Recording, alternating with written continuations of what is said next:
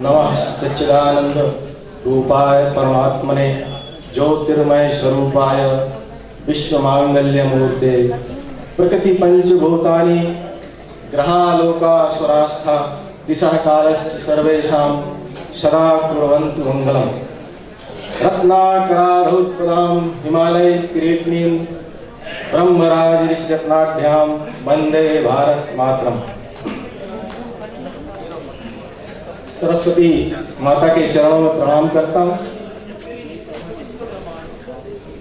महाराणा प्रताप जी के चरणों का वंदन करता हूं। अखिल भारतीय कचेर राजपूत महासभा अखिल भारतीय इकाई के मार्गदर्शकों का मैं स्वागत करता हूं, अभिनंदन करता हूं। यहां मंच पर उपस्थित हमारे पूर्व वक्ता जिन्होंने आप सबको और हमारे उत्थान और तमाम प्रकार की बातों से आपको अवगत कराया, डॉक्टर अजय पाल जी जादौन, श्रीमती सीता वर्मा जी, डॉक्टर वीरेंद्र प्रताप गोरखपुर, मास्टर ओम सिंह जी गहलोत, मैं आप सभी का स्वागत करता हूं, अभिनंदन करता हूं। अच्छा,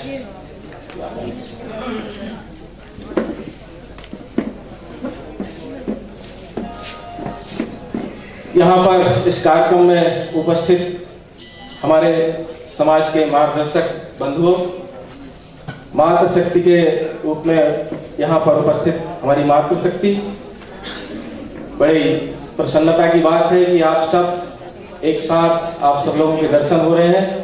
मैं आपका भी स्वागत अभिनंदन करता हूं।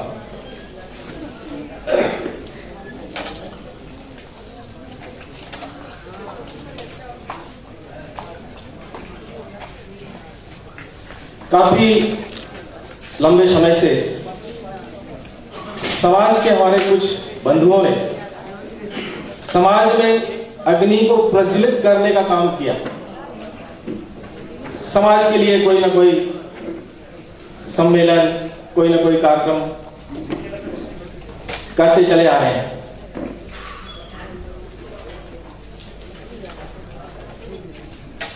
सम्माननीय मंगल सिंह जी, सम्माननीय शामले प्रसाद जी, अन्य ऐसे लोग हैं जिन्होंने समाज को जागृत करके रखा। निश्चित तौर से आपका अभिनंदन हुआ और होते रहना चाहिए, यह प्रमुख बात है। इसी बात को लेकर के कभी कभी मेरे मन में भी बात आती थी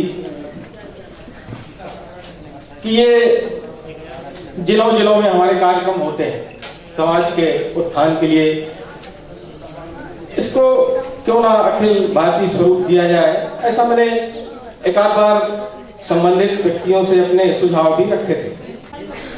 अपना आराध्य महाराणा प्रताप जी को स्वीकार किया है।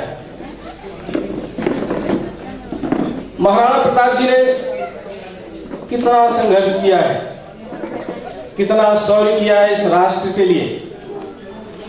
और जब कोई भी व्यक्ति समाज से ऊपर उठ करके, थोड़ा देर अगर आप लोग बैठेंगे तो अच्छा होगा, शांति से, बहुत ज्यादा समय नहीं लूंगा, घंटे डेढ़ घंटे से सुन रहे हैं आप लोग। मुझे जो विषय है कहीं ना कहीं उत्साहवर्धन के लिए मुझे समय दिया गया है। काम करने वाले कार्यकर्ताओं का उत्साहवर्धन हो, समाज की प्रतिष्ठा बढ़े, इस विषय में बोलने का प्रयास करूंगा। तो महाराणा प्रताप जी ने राष्ट्र के लिए, पूरे समग्र राष्ट्र के लिए काम किया और काम करते करते उनको अपना सब कुछ छोड़ना पड़ा। मुगलों से वर्षों लड़ाई लड़ते रहे और यहां तक कि जंगलों की खाक छाननी पड़ी, बच्चे पत्नी सब जंगल में, यहां तक कि रोटी भी नसीब नहीं हुई। ऐसी परिस्थितियां हुई, मगर ऐसा नहीं है।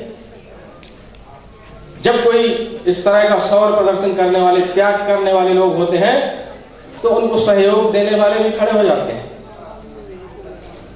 अगर महाराणा प्रताप जी का नाम शौर्य के रूप में लिया जाता है तो उनको सहयोग देने वाले भामाशाह भी होते हैं, उनका भी नाम होता है। मैं समाज के बंधुओं से निवेदन करूंगा कि अगर कोई काम करता है समाज के लिए तो अनेक भामाशाह भी पैदा हों, उनको काम करने के लिए सहयोग दें, तो फिर हमारे समाज की हमारी प्रतिष्ठा बढ़ने वाली है।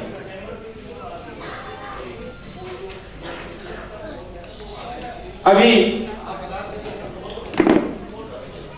जगह जगह चित्रकूट सम्मेलन, ग्वालियर का सुना, इंदौर का सुना था, चित्रकूट में वर्षों से चला रहा था, रीवा, सीधी, कटनी, जबलपुर, ऐसे सम्मेलन सुने, देखा भी एक आध जगह। एक बार अभी जो पिछले साल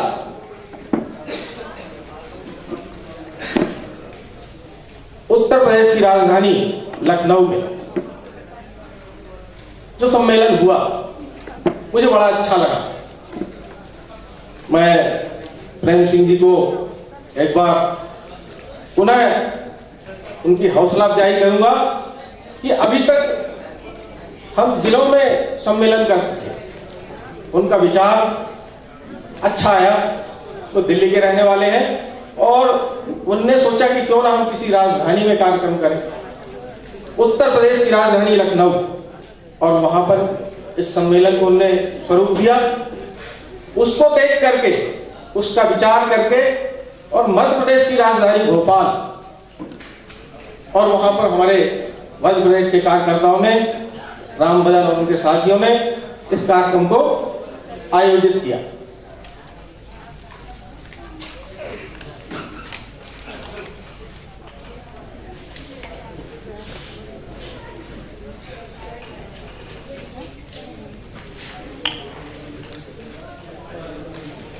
बहुत ही अच्छी बात है कि समाज में हमारे और इस तरह का विचार करने वाले समाज को उठाने के लिए और हर प्रकार से त्याग करने के लिए खड़े नजर आ रहे हैं। और निश्चित तौर से जब हम कुछ पुरुषार्थ करते हैं, त्याग करते हैं, तो फिर समाज में नाम होता है। देश में ऐसी कितनी जातियों के लोग हैं जिन्होंने कितने बड़े बड़े त्याग किए हैं, और एक आदमी, दो आदमी उस समाज का त्याग कर देता है तो कितना बड़ा नाम होता है। गुजरात से महात्मा गांधी गुजरात के रहने वाले, और उनको जब देश गुलाम था, उसका आंदोलन चल रहा था, वो बीच में आए और उस आंदोलन को आगे बढ़ाना था। निश्चित तौर से जब कोई काम किया जाता है, आंदोलन बढ़ाए जाते हैं, आंदोलन होते हैं, तो उसमें धन की भी आवश्यकता पड़ती है। उस समय भी जैसे महाराणा प्रताप जी के लिए धनपति भामाशाह जी आए थे, उसी प्रकार से महात्मा गांधी जी के लिए और उनके साथी दिल्ली के जमुनालाल जी बजाज, उन्होंने अपनी थैली खोल दी थी। गांधी जी, आपको जितने धन की आवश्यकता पड़े आप धन ले सकते हैं। और इस तरह से ये आंदोलन का काम बढ़ा। इसी तरह समाज में इस तरह के काम होने चाहिए, बड़े बड़े काम होने चाहिए। स्वामी विवेकानंद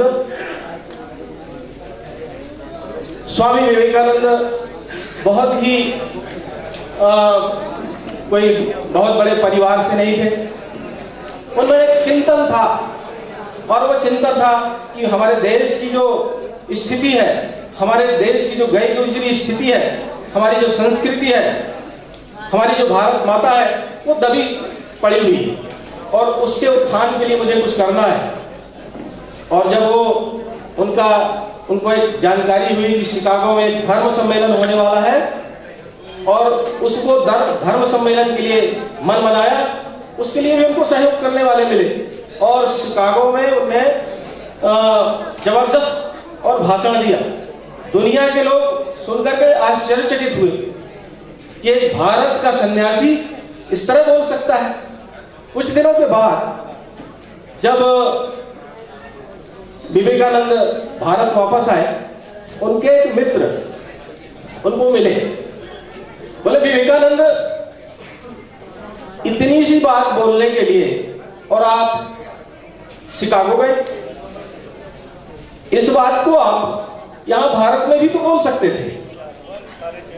बोले नहीं, ऐसा नहीं है।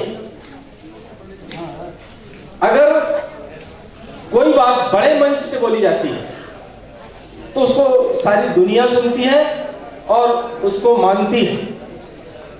मैं प्रेम सिंह जी से कहूंगा और अन्य लोगों से भी कहूंगा कि हमारे प्रदेश की राजधानियों में ये कार्यक्रम को और सक्रियता प्रदान की जाए और एक बार प्रेम सिंह जी अपनी कमर कसे और एक बार दिल्ली का मंच इस कचेर राजपूत समाज को उपलब्ध कराए, ऐसा मेरा निवेदन है।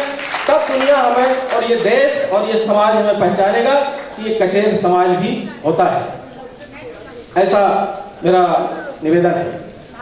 हमारे देश में ये जातियों का देश है, बड़ी बड़ी जातियां हैं, छोटी से छोटी जातियां हैं। मैंने गांधी जी का, महाराणा प्रताप का उदाहरण दिया। आज ब्राह्मण समाज, भाई साहब ये थोड़ा सा आपस की बात बंद करें तो अच्छा रहेगा। अगर बात अच्छी नहीं लगती तो मैं समाप्त कर देता हूं, इसलिए थोड़ा सा 5-10 मिनट का समय दें, आपस की बात बंद करें। तो ब्राह्मण समाज है भाई, जब हम कुछ करेंगे तो हमें लोग जानेंगे। उदाहरण के लिए ब्राह्मण समाज में एक से एक शास्त्रीय विद्वान ने जन्म लिया, उन्होंने समाज के लिए कितना बड़ा त्याग नहीं किया। आप देखें मदन मोहन मालवीय जी, उन्होंने अच्छी शिक्षा ग्रहण की और देश के लिए एक ऐसा काम किया। बनारस विश्वविद्यालय इस तरह की एक संस्था उन्होंने और बनारस में बना दी, जहां दुनिया के लोग वहां शिक्षा अध्ययन करने आते हैं। तो ये मतलब कहने का कि अगर हम कुछ अच्छा काम करेंगे तो समाज जानेगा हमें और तब हमारी समाज में प्रतिष्ठा बढ़ेगी। आज हमारे बीच में अग्रवाल समाज होता है, सोनी समाज होता है, मारवाड़ी समाज होता है। वो समाज में प्रतिष्ठित जाने जाते हैं। क्यों? क्योंकि वो अब अलग हट करके थोड़ा बड़ा काम करते हैं। जैसे समाज के लिए, सभी समाज के लिए धर्मशाला बनवा देते हैं, स्कूल बनवाते हैं, अस्पताल बनाते हैं, ऐसे बड़े बड़े काम कर जाते हैं। इसलिए उनको लोग अच्छा मतलब बड़ी समाज मानते हैं, सब समाज मानते हैं, उनकी समाज में प्रतिष्ठा है। ऐसा हम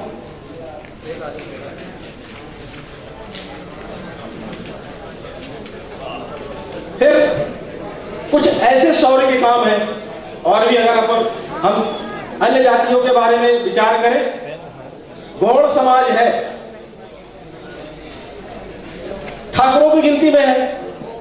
अरे उस समाज से रानी दुर्गावती ने, बिरसा मुंडा ने ऐसा काम किया कि दुनिया जानती है उनके कर्तृत्व को, उनके त्याग को, और जब उस समाज का सम्मान है। मेरे कहने का भाव यह है कि हम अगर कुछ ऐसे काम करना शुरू करें तो हमारे लिए कचेर शब्द का मतलब इस तरह से कोई अभाव नहीं होगा कि हम हीनता के भाव पैदा हो। जब हम अच्छे काम करते हैं, समाज में हमारी पैठ होती है, समाज के लोग हमें जानने लगते हैं, तो फिर आप कुछ भी लिखिए, चाहे कचेर लिखिए, चाहे राजपूत लिखिए, चाहे ठाकुर लिखिए, आपका सम्मान होने वाला है। लोग जानते हैं कि ये फला समाज के लोग हैं, तो हमारी प्रशंसा होने वाली है अगर हम कुछ कृतित्व करेंगे, कुछ त्याग करेंगे। एक बात और, हम आपस में हमारा अपना बहुत अच्छा परिचय नहीं है। आपस का परिचय बहुत बड़ा काम करता है। आपस का अगर हमारे मन में ठीक ठीक परिचय बैठ जाए, जैसे अगर युधिष्ठिर, महाभारत के युधिष्ठिर को यह पता होता कि कर्ण मेरा बड़ा भाई है, अगर इस बात की जानकारी युधिष्ठिर महाराज को हो जाती कि कर्ण मेरा बड़ा भाई है, तो क्या महाभारत होता? संभव नहीं था। दूसरी बात आप देखें तो राम और लवकुश का, राम को यह जानकारी होती कि लवकुश मेरा बेटा है और लवकुश को यह पता होता है कि ये राम मेरे पिता है, तो क्या राम लवकुश युद्ध होता? नहीं होता। ये बातें हमको ध्यान में रखनी चाहिए कि हम यहां बैठे हुए जो बंधु हैं, हमारा ठीक परिचय होना चाहिए, एक दूसरे को जानने का स्वभाव होना चाहिए। एक बात विधायक खत्री जी ने, उसको भी मैं जोड़ता हूं, उन्होंने जो समझाने का प्रयास किया, वो ये तो मैं महाभारत और राम के काल की बात बता रहा हूं। ये जो रुस्तम और सोहराब, ये दोनों बाप बेटे हैं, ये अभी की बात है। जब जर्मनी का युद्ध हुआ तो जर्मनी दो भागों में बट गया और जब बट गया तो रुस्तम जो थे वहां के सेनापति थे, वो जो भाग बटा, एक भाग में रुस्तम चले गए और ये इनकी जो पत्नी थी वो बिछड़ गई, और पत्नी उस समय गर्भवती थी। कुछ समय के बाद और सोहराब का जन्म हुआ। एक बार पुनः जर्मनी का युद्ध हुआ तो दोनों, इधर से रुस्तम सेनानायक और उधर से सोहराब सेनानायक, दोनों आमने सामने हुए। तो लड़ते लड़ते आखिर बेटा पराजित हुआ, और जब पराजित हो गया अंतिम स्थिति में, तो उन्होंने कहा ठीक है, मैं तो आज आपसे हार गया, लेकिन मेरे पिता रुस्तम वो इस बात का बदला जब जानेंगे तो जरूर लेंगे। तो उसने पूछा तुम कौन हो? तो बोले मैं सोहराब हूं, मेरे पिता रुस्तम है। ये अनजानी जो घटनाएं होती हैं बिना पहचान के, ये रुक सकती हैं। आज हमारा समाज दूर दूर तक, अभी हमारे जानकारों ने, आयोजकों ने बताया कि 6-7 प्रदेशों से यहां लोग आए हुए हैं। अभी 6-7 प्रदेशों से जो लोग आए हुए हैं, इनका किसी को परिचय है, किसी का नहीं है। अगर ये परिचय हमारा ठीक से आ जाए तो हम कितनी दूर तक पहुंच रखने वाले लोग कहलावे। हमारा जो संपर्क का दायरा होगा वो बहुत लंबा होगा, और जब हम कोई काम करेंगे तो वो राष्ट्रीय स्तर पर उसकी गूंज होगी, और फिर हमें ये संकोच नहीं लगेगा, हीनता के भाव हमारे मन में नहीं आएंगे कि हम कचेर लिखें कि राजपूत लिखें, या किसी को कचेर बताने में हमको झिझक हो। मैं अपनी बात थोड़ी सा बताना चाहता हूं। कटनी जिले में मेरा गांव है कनवारा, वहां आज भी मैं रहता हूं।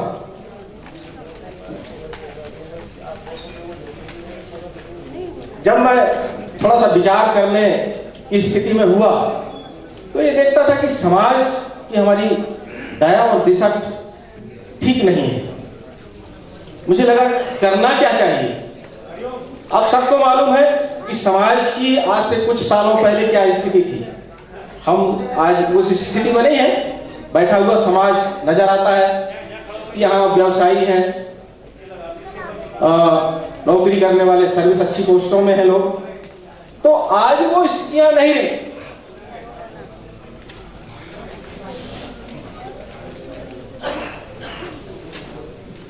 लेकिन मैं जब विचार करता था कि हमारी समाज की ये दीनहीन अवस्था है, अगर थोड़ी सा संकेत करूं तो गांव में लोग ठीक से उठने बैठने की बात भी नहीं करते। छूत अछूत का कितना बड़ा असर है गांव में, शायद आप लोगों ने महसूस किया होगा। मुझे लगा कि कुछ हट के काम करना चाहिए और मैंने राष्ट्रीय स्तर के संगठनों में काम करना शुरू किया और काम करते करते आज 25 साल से अब करूंगा कि आगे कार्यक्रम की योजना है। योग क्षेमाय धर्मस्य सभ्यताय सुसंस्कृते नैवान्यो विद्यते पंथा लोक संगठनम बिना। अगर आपको धर्म की, सभ्यता की, संस्कृति की रक्षा करनी है तो एकमात्र रास्ता सामाजिक संगठन का है। इस सामाजिक संगठन को और संगठन को जितना अच्छा बढ़ा पाएंगे, चला पाएंगे और उसको गति दे पाएंगे, उतना अच्छा हम समाज में अपना स्थान बना सकते हैं। इसी अपनी बातों के साथ अपनी बात समाप्त करता हूं। भारत माता की जय।